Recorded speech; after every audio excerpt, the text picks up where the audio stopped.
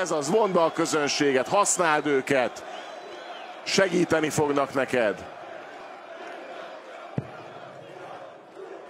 Hát azért tényleg nagyon kitesznek magukért a srácok itt a ma este folyamán.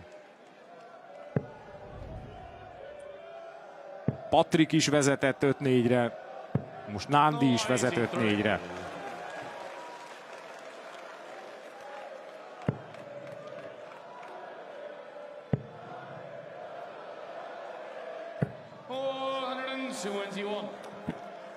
...121 a folytatás Pietreczkótól.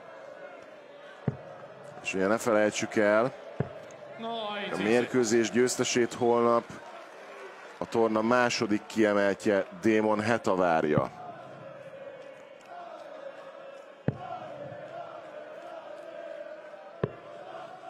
...90.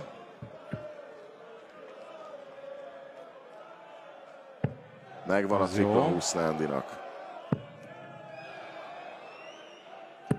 Nagyon jó az a 140. A rutinosak már bekészültek egy 140-es felirattal, mert tudták, hogy lesz ilyen. Pietreczkó pedig szektort hibázik, és hát egyre inkább az látszik az arcán, hogy tanácstalan a német fiatalember. De tripla 20 jön neki a végén, úgyhogy így kiszállón van.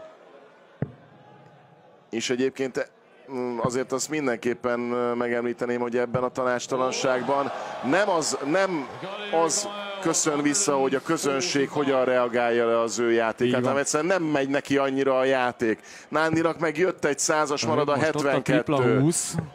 Nem lesz meg a 145-ös kiszálló. A mérkőzés megnyerésért, oké, 133-as kerekítő rendben van, marad a 12. A győzelemért Nándi 72-re. Még egy 20-as vagy 12-es. Igen, és akkor dupla a meccsért dupla 20. Egy meccsnyira van Nándinak is most már.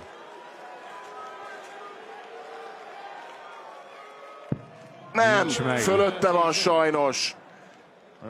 Nagyon közel volt. Nézzük Ricardo Pietreczkót, ezúttal dupla 6 a feladat. Nyilván a közönség megteszi most, ami tőle telik. Messze van, messze van. És nem oldja meg a német! Ó, és most ez a kitapsolás, ez nyilván megérti az ember, de hányszor kapták meg ezt más játékosok Németországban? Ő is tudta, hogy gáz volt, oda nyúlt a fejéhez, aztán elnézést kért. Na Nándi, második meccs. Megvan! Megvan! Történelmi siker a Hungarian Darts Trophy-n! Megvan az első magyar egyéni győzelem a PDC történetében! Major Nándor! Óriási mérkőzésen. Ő a újabb meccsnyinát már ki tudta használni.